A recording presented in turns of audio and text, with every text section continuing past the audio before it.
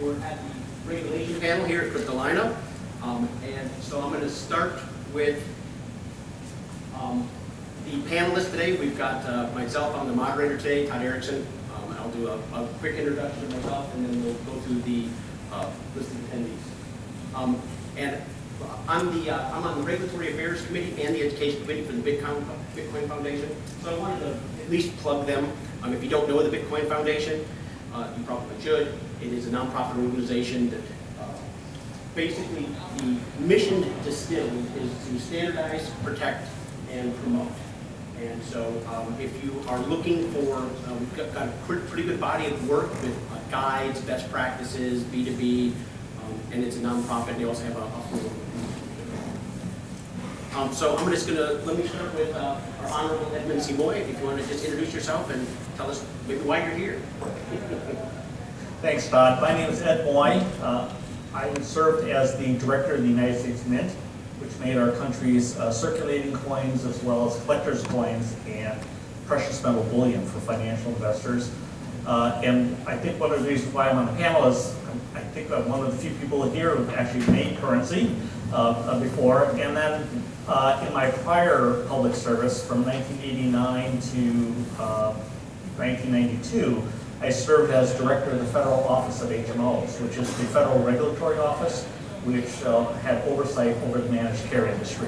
And so from that perspective, I have a bit more hands-on experience with actual regulation. I'm Carol Van Cleef, and there's rumors that someone in my family made currency. My grandfather was a printer and engraver, and as the story goes, when my mother was little, she sat in a doctor's office and said her dad made money, and very quickly thereafter the Secret Service was in his office, or in his shop, scrubbing everything down. But I am an attorney from Washington, D.C. I have a long history in the banking industry. I've been working with money transmitters, money service businesses for 15, 17 years now, and I have actually been in the world of digital currencies, immersed in a lot of legal issues for well over 6 years now. My name is Andrew Beal. I'm a corporate attorney in Los Angeles, and I have unlike Carol, I have a short history as an attorney, but I've been working in the Bitcoin space for about the last year and a half, almost exclusively now, and work with exchanges and wholesalers and consumer products related to the Bitcoin space, and have since gotten into Bitcoin 2.0 and crowd sales and things like that. So excited to be here and talk about what I assume will be some of the focus will probably be on New York and what's coming out there. My name is David Aylor. I'm also an attorney out of Charleston, South Carolina. Originally got started in the Bitcoin world, or I should say got more interested in it when I represented a client who was the first person ever in the United States to have his Bitcoin seized by the DEA, seized him, and it was related to the Silk Road case. Of course, it progressed from there. Since then, I've been involved on a number of different levels, some with consulting and also with just really being an advocate for things outside of the unfortunate perception with the criminal activity related to a lot of Bitcoin things. My name is Gibbons. I'm a CPA in Charleston, South Carolina. Really got into the Bitcoin space the past year and started to follow it. I work very closely with small businesses, individuals on taxes, and with our best friend in the IRS, work a lot with them in regards to kind of some Bitcoin related issues. But been following Bitcoin and obviously the regulations that have come down the past year, and excited to be on this panel today. All right, well, very good, thank you. So what I decided to do today, with the permission of our hosts here, is I'm going to just do a quick 5-minute body of work of the regulation that's already out there, because I know that that's fascinating. And then what we decided to do, instead of because I've actually watched almost all of you on YouTube, and there's, for everybody that's interested in some of the tactical details, there's a lot of content. So what we're going to actually do today, or at least initially, we're going to do a section where I'm going to present some real-world situations that we're hearing from small businesses, from other people, and then I'd like to have the panelists say how do the laws today apply, and then maybe how would that apply potentially in the future. So we're going to do a little bit of a Q&A, something just a little bit different, because I know, Carol, I've seen you on many webinars, and your depth of knowledge there is quite deep, and And so if you want to see any of the panelists, I think you can get YouTube, you can get some depth there. So the first thing I wanted to do is, I'll just, also professionally, I'm a senior vice president at the bank, and so I happen to have a intimate knowledge of these regulations. I've been in the Bitcoin space about 2 years. So the first question that bankers, and I'm going to say finance people, ask me, because I've been doing some speaking in the financial community, is they go, the speaker earlier said, you know, the CEO of MasterCard said, you know, we don't need more currency. Well, the question really is, what problem did Bitcoin solve? What was it created, in essence, to do? It had to solve a problem, otherwise it wouldn't be useful. And this is going to apply to regulation here in just a moment. So my definition of what the problem that Bitcoin solved was the publicly verifiable transfer of ownership of an asset without requiring a trusted third party. So that's very important, because what that actually does is, you know, that's why when we say Bitcoin, but what it really allows you to do is, you know, I'm going to say an asset, and of course we're going to see the IRS probably feels that way as well. Now specifically, when we talk about rules and regulations, one of the things that Bitcoin and is certainly being considered is a currency. So I felt it was always, you know, we'll go back to Aristotle, since he, you know, he's a good starting point, is what are criteria, if Bitcoin was going to be money and be regulated as money, what did it need to have? Well, you know, it needed durability, it needed portability, fungibility, and then this last one of intrinsic value is very important, and you'll see why, because in some of the ruling that has come out, or in some of the guidance, that presents a challenge, because there's been some body of work already that there is no intrinsic value, and that has some important consequences legally. And then, of course, Bitcoin, the payment network, which we're all familiar with, and I'm going to make this slide available afterwards as well.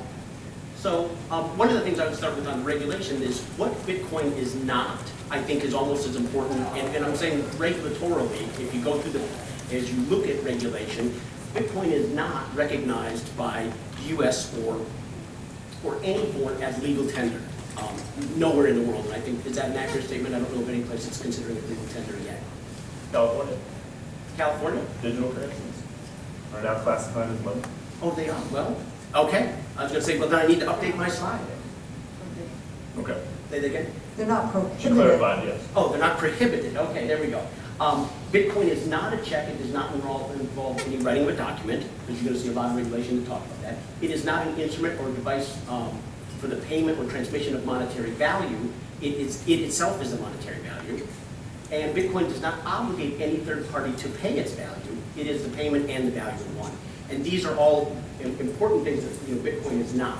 It's not a stored value device. It's not a push. It is a push system. It's not a pull system. You can't just take people's money.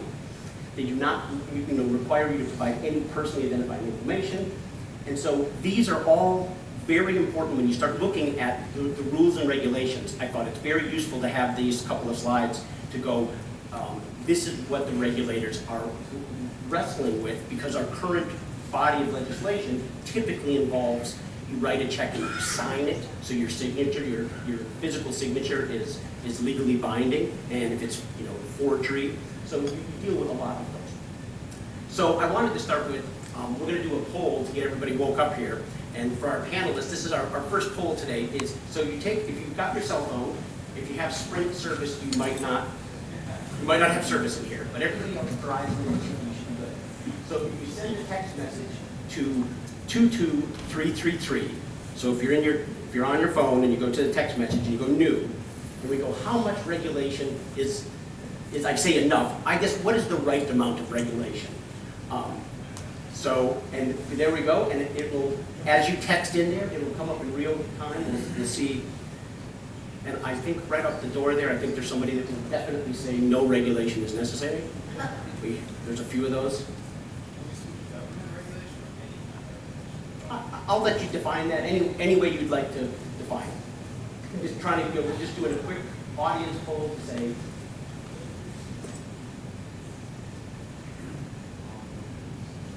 So Todd, my question is, you're missing, you have one question that's up there that's missing. Yes. Is regulation avoidable? Well, or unavoidable? and that's actually a very good question. So while we're getting a couple more responses, everybody's getting in there. And I guess that would be a very good question, is I was gonna say more regulation is better. I notice nobody in here has voted for that. But is it avoidable? Unavoidable, I Or think. unavoidable? Well, as I say, Edmund, let's start. That's actually an excellent question. What do you think? Are we gonna be able to avoid it or sidestep it? So the short, direct answer to that question is no. Governments, one thing that defines governments is their ability to make their own currency. Bitcoin challenges that monopoly. Governments are not going to give up that monopoly quickly. And so, so from that level, I think it's going to be very difficult to have no regulation. And then when you scratch out, so the more, a slightly longer answer that's a little bit more nuanced is that there is currently no law that regulates Bitcoin. And so what that ends up doing is that allows each regulatory agency to take the law that enables them to regulate and see if they can stretch it to regulate an aspect of Bitcoin that falls into their wheelhouse. And with them not being able to understand it fully, you're going to get a hodgepodge of regulations, particularly when these agencies don't coordinate with each other. And so you're going to end up with some conflicts, which I think when you take a look at what the IRS is doing, they're declaring this a piece of property that's subject to capital gains and losses. At the same time, U.S. Marshals just sold part of what they confiscated from Silk Road, as currency, right? Let's sell this. And so right now, without central federal law defining this, you're going to get this complicated hodgepodge. All right, great. And President Carroll, do you agree with that? Well, yes, in many ways. I'll go a step further to say that part of the confusion is that we've got Bitcoin itself, and the question is, what is Bitcoin? Is it a currency? Is it a protocol? And when you start to sort out the different ways that it is being used and the way it can function, you have different players from a regulatory perspective coming in. And so while it may look like a hodgepodge in certain ways, we've got many different things going on, and sorting out those different things is the task that's really at hand today. I think probably one of the reasons we have as much blowback with respect to the New York situation is they tried to be inclusive of all the different things going on, and that broad brush was a little bit too broad for the different types of functions that we see coming out of Bitcoin and cryptocurrencies generally. Very good. And actually, I'm going to go down the page list. But since you didn't know this, but you led right into my next question. And for the audience, this is another poll of the audience, phone a friend. So legally, my next question is, what do you consider, the audience here, what do you think Bitcoin is? And up there I have a currency, a unit of account, a commodity, an asset, or none of the above.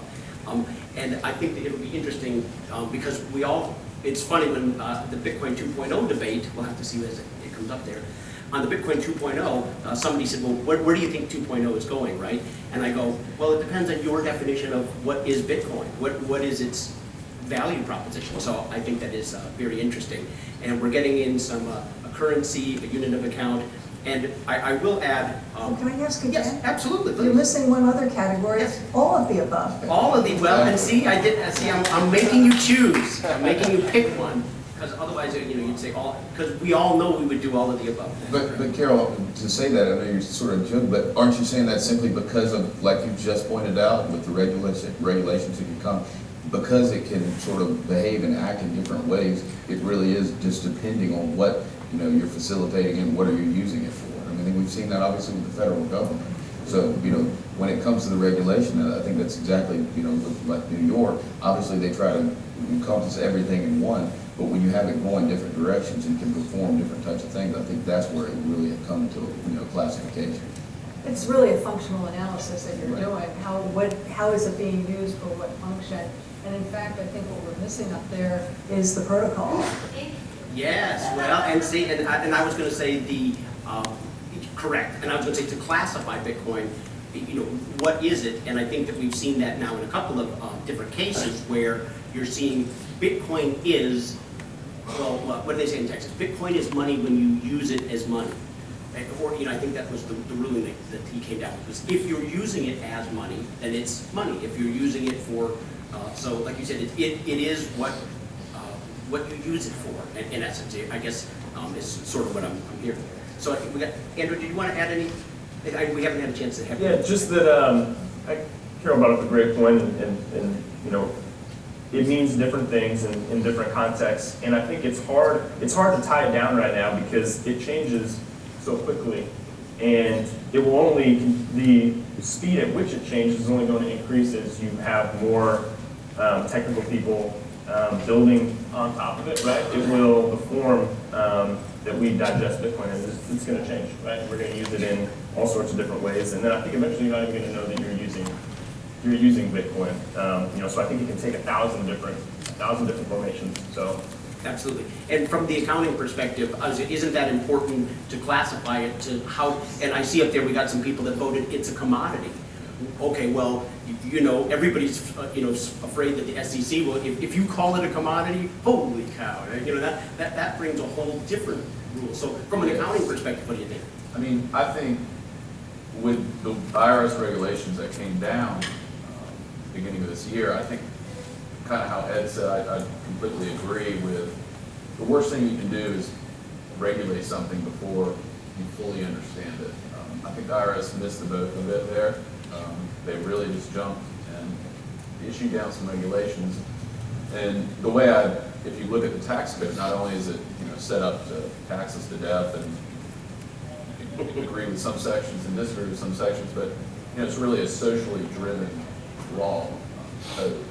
And it's set up, to make society do certain things, whether it's charitable actions, things like that. And it's almost like, the regulations the IRS put down, not only does it treat it unfavorably taxed and make it a tax nightmare basically, but also, are they trying to just avoid people to use it? Because it makes it, the way that the tax treatment is laid down, it makes it very unfavorable to transact Bitcoin. So kind of that social driver to deter use. Right. And what would you have chosen if from an accounting perspective, what would you have classified it as? I think treating it as a currency is fine. I think that's what it is, what's being used as. Treating it as property is just, and not making it exempt on a transactional basis is a reporting nightmare. Yeah, it certainly is. No question about that. Okay, well, good. Well, I was going to say those are some, those were my first couple of polls here. I just wanted to say the body of work that's already out there, and again, I'm including this so afterwards you can make it. I think FinCEN, we all know they were the first ones really to weigh in on this, and there's some guidance there about anti-money laundering at the federal level. The IRS did obviously issue guidance. If you've not read the GAO report, that's a year old now, but it's not too, it's actually pretty good. And then the CFPB, which we all in the banking community all know and love, and I'm sure CFPB is so much our friend. They issued a 5-page document just recently, and actually, I think Carol, you mentioned in that CFPB document that it was really an unfavorable review that they identified the cost as being more expensive than a credit card. And I think, so can you speak to that just a little bit? Because I think that is, it was not really a favorable review. A couple things. One is that the CFPB advisory that came out on Tuesday was in response to a GAO report that was issued in June. And the GAO report was commissioned, interestingly enough, by the Senate Committee on Homeland Security.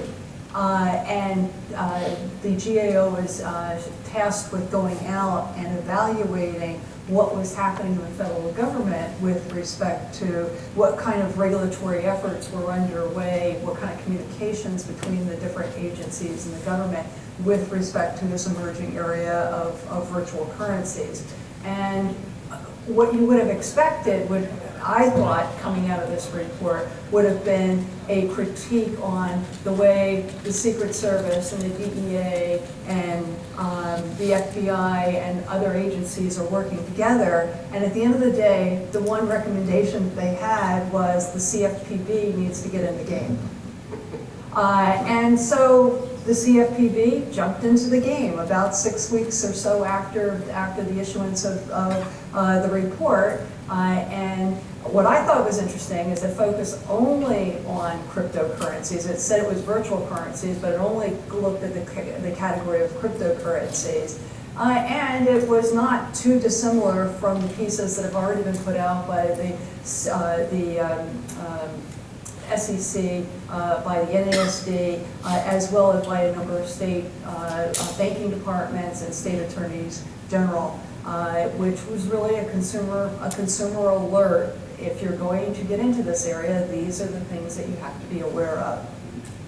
And they were not very favorable on the cost of using the costs. I think you said they spent about a page and a half really comparing costs. It's the first time I've seen an analysis, though there's no numbers. I'd like to see a more definitive analysis, and I think that's something that's important for the Bitcoin community to call upon CFPB to do, is to say, show us the numbers, show us how you got where you did. But the conclusion was that it would, by the time you figure out how much it costs you to do an exchange and get Bitcoin or another cryptocurrency, assuming you're not mining it, that the costs are, it's more costly for the consumer than using a credit card right now. Right, which I don't think anybody here would agree with that, but nevertheless.